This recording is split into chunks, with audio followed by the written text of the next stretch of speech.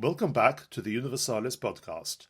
I am Martin Kochański, the creator of Universalis, and in this episode I'll be looking at the highlights of the week ahead, starting with Sunday the 19th of July. Last week I was talking about an underwater monument, the 40 stone crosses off the coast of the Canary Islands, which commemorate Blessed Ignacio de Azevedo and his 39 companions. People go there to dive down to it, and just possibly in some of their minds it awakens a sense of place, the importance of places in terms of commemoration, and also understanding the importance of uniting yourself to a place by going to it. At the end of this week, Saturday the 25th, the feast of St. James the Apostle, is about the same theme of place, but it doesn't whisper it, it proclaims it. It strides through the centuries, proclaiming the value and virtue of pilgrimage. James and John were the sons of Zebedee. They were fishermen. They got the nickname Sons of Thunder, perhaps because of their own personalities, or perhaps because their pushy mother was such a definite figure. She was the one who insisted that they should be given the highest places in the kingdom of heaven. James was one of the witnesses of the Transfiguration. He slept through most of the agony in the garden. He was the first of the apostles to be martyred, being beheaded by King Herod Agrippa to please the Jewish opponents of Christianity. He was buried in Jerusalem, and that is all we officially know about him. In the 9th century we learn that the relics of St. James were in Spain. No one is certain exactly when or how they arrived there, but once the relics were there, the shrine of St. James at Compostela in Galicia grew in importance until it became the greatest pilgrimage centre in Western Europe. In every country there are churches of St. James tied up somehow with the pilgrimage. In Paris, the Tour Saint-Jacques marks the start of the route, and the Rue Saint-Jacques points straight towards Compostela. England, being an island, is practical in its own way.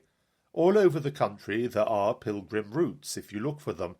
They don't point directly towards Compostela, they point towards the port you would go to take a ship to get there. Since the Middle Ages didn't have planes and trains, we think of them as being a rather static time. But what the Middle Ages did have, and we don't, is time, an enormous amount of it. Time and freedom, and so it was a great time of pilgrimage. Surprising numbers of people went on short ones or long ones, rich and poor, men and women. Canterbury gives us Chaucer and the Canterbury Tales. Jerusalem gives us the maddening Norfolk woman Margery Kempe, who spent a couple of years going there and getting back and wrote a book about it, which is a monument of medieval English literature and a wonderfully honest and charming work. On her way home from Jerusalem, arriving at Venice, she tells us her companions had had enough of her. They said they would not go any further with her for £100. Margery did go to Compostela as well, and today more and more people are going on the pilgrimage of St. James each year, either the whole route or at least some part of it. Some people make an explicitly Christian thing out of it, some don't, but I don't think God minds.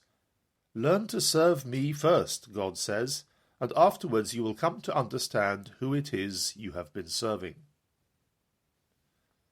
It's rather a New Testament week this week, because Wednesday the 22nd is the feast of St. Mary Magdalene. There are too many women called Mary in the Gospels. It must have been an alarmingly popular name.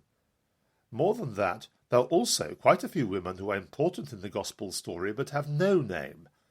The evangelists were busy making a coherent narrative of the most important story in the history of the world, and they didn't have time or space to interrupt it by putting footnotes into it. When the woman breaks the jar of ointment to anoint Jesus with it, you can't interrupt. Stop, go off, ask people, do your research, just so that you can proudly and irrelevant say for certain what the name of the woman was. We, the readers, like to know things, and so we try to tie together some of the loose ends the evangelists didn't have time or patience for.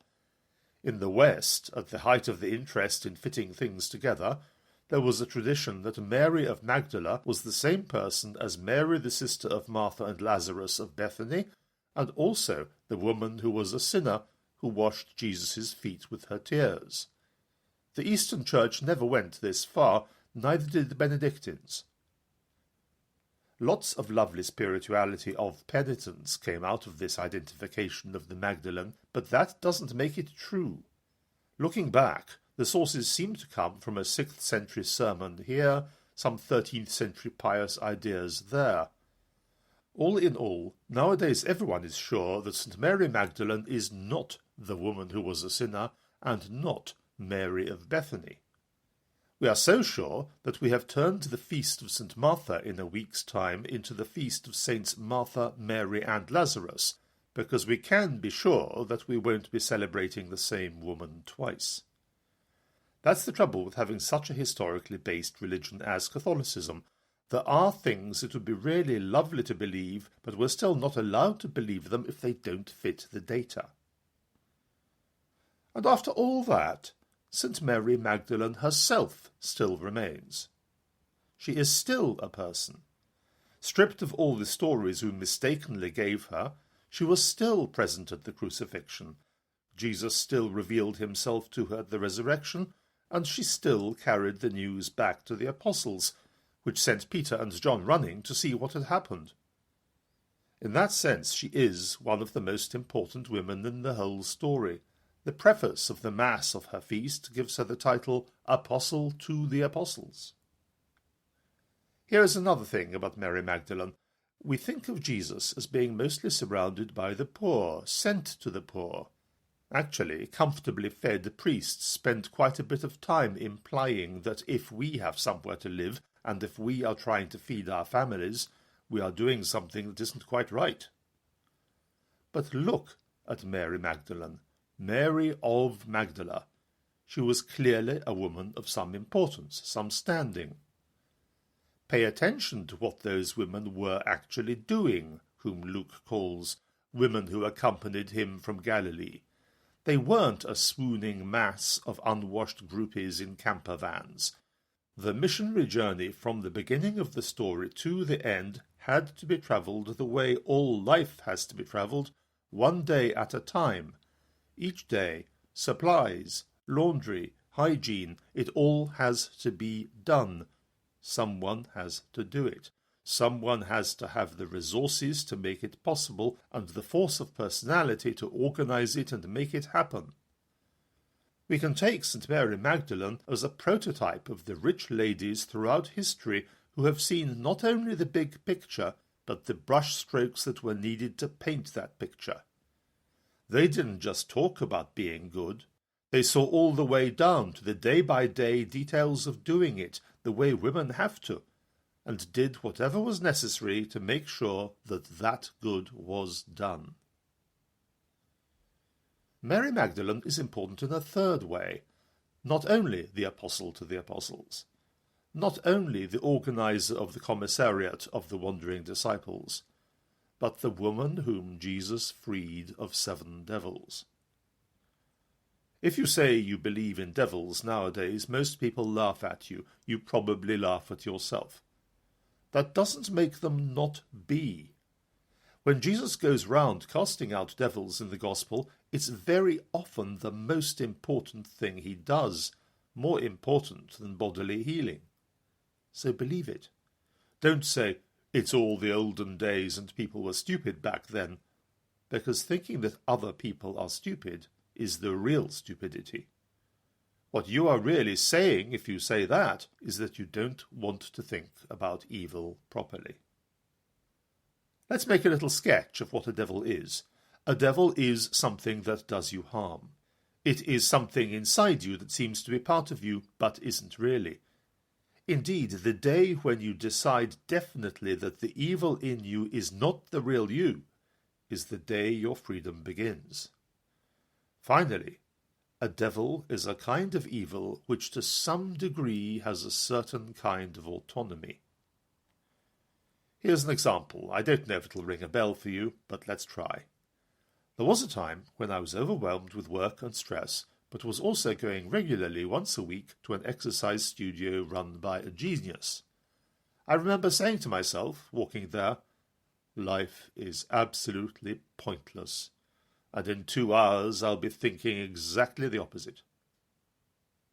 As the time for my weekly visit approached, excuses would bubble up out of nowhere and demand my attention. This or that thing needs doing urgently, so I can't go. Or I'm too tired. Or too distracted. Or I've left my trainers behind. I hope these excuses sound ridiculous to you, because ridiculous is what they were. They had no meaning in themselves. They were symptoms. What was really going on was this. I was about to do something that would do serious harm to my stress and depression. Quite possibly it would destroy it. And the stress and depression knew this, and it was protecting itself by whispering those excuses to me. This evil was something inside me that had a rudimentary personality. It had autonomy and an urge to survive, which is to say, a devil. Parenthetically, if the story does ring a bell for you, let me make a suggestion. Tell yourself loudly that the gym, or whatever else it is that does you good, is an unpleasant duty, which will do you no good at all, and make life even more pointless.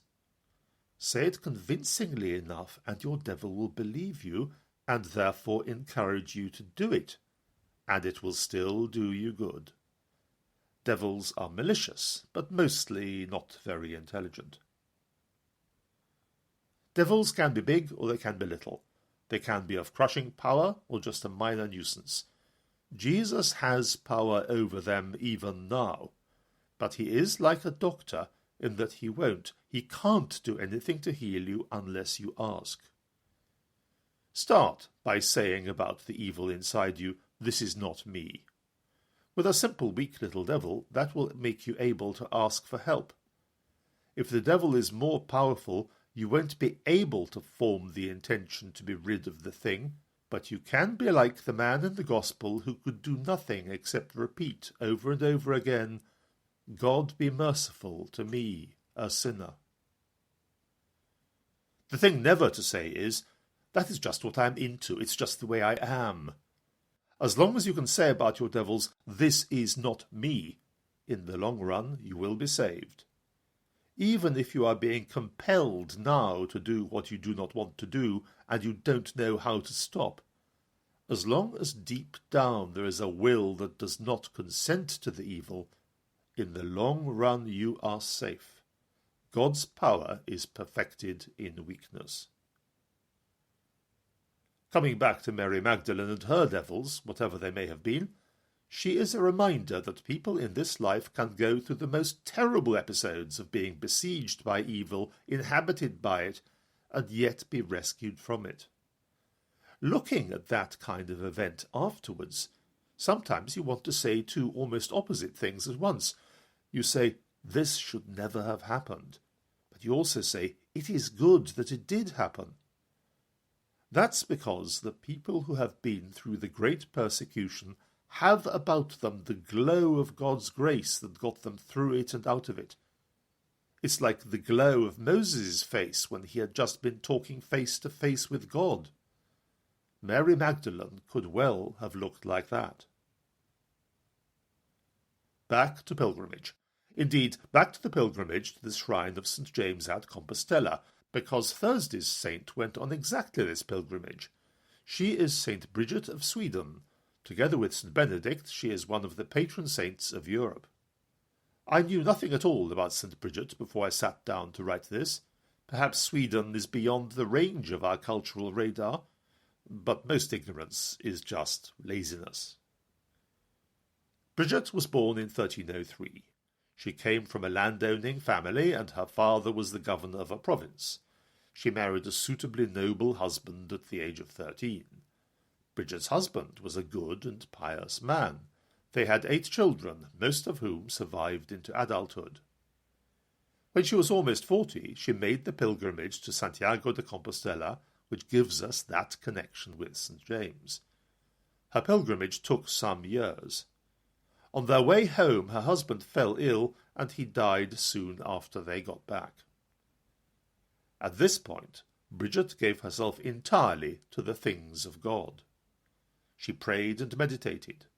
She was given visions, which were published and were much read all across Europe. She founded a new religious congregation, the Bridgetines, one of whose outstanding qualities was that the communities took the form of double monasteries, a kind of Siamese twin, if you like. There was one wing for women and another for men, with the church in the middle shared between them. Those monasteries may be one of the reasons why we now like to forget Bridget. We are so convinced now that women are poor, weak creatures, oppressed and needing to be liberated from their oppression. We know it. Bridget didn't know any of this. Her double monasteries were under the rule of an abbess who bore the title of the Sovereign. All land was owned in the Sovereign's name. All contracts were signed by her. The monks existed to provide services to the nuns, as confessors, as priests to serve Mass for them. This arrangement of men serving the needs of women has excellent scriptural justification. Remember that almost the last words Jesus spoke before he died were, "Son, behold your mother." And so the sons in the Bridgetine monastery existed to look after and obey and respect their mothers. The Bridgetine order had great success. King Henry V laid the foundation stone of the Bridgetine monastery of Sion House on the River Thames just upstream of London. King Henry VIII was a benefactor of the monastery before he changed his policy and destroyed everything. Later, after he had expelled the monks and nuns, the monastery had a new use. He imprisoned one of his wives there for a while before executing her. A typical Bridgetine monastery had 60 nuns, 13 priests, and 4 deacons, with 8 lay brothers as servants. The total number of people added up to 85, in other words, 72 plus 13. That corresponded to the 72 disciples sent out by Jesus, plus the 13 apostles. It was 13 apostles, not because Bridget was counting both Judas Iscariot and Matthias, but because she was counting St. Paul.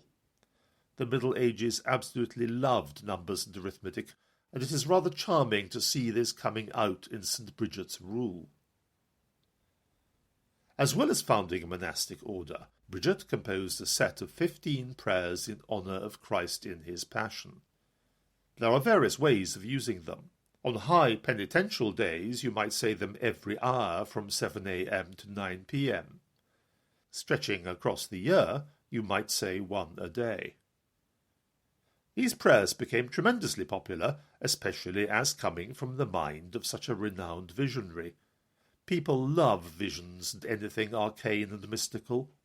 Gradually, more and more so-called promises of God were attached to the recitation of these prayers, until in the end they weren't really prayers any more, but magical incantations that you'd recite in the same way that you might wear a lucky Cornish pixie dangling from your wrist. If I tell you that one promise was guaranteed paradise for whichever 15 members of your family you choose, you will get the kind of idea.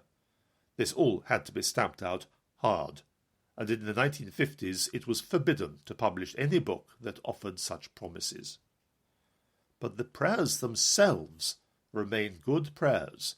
They are all collected together into the second reading in the Office of Readings on Bridget's feast on Thursday. Bridget did not stop after founding a monastic order.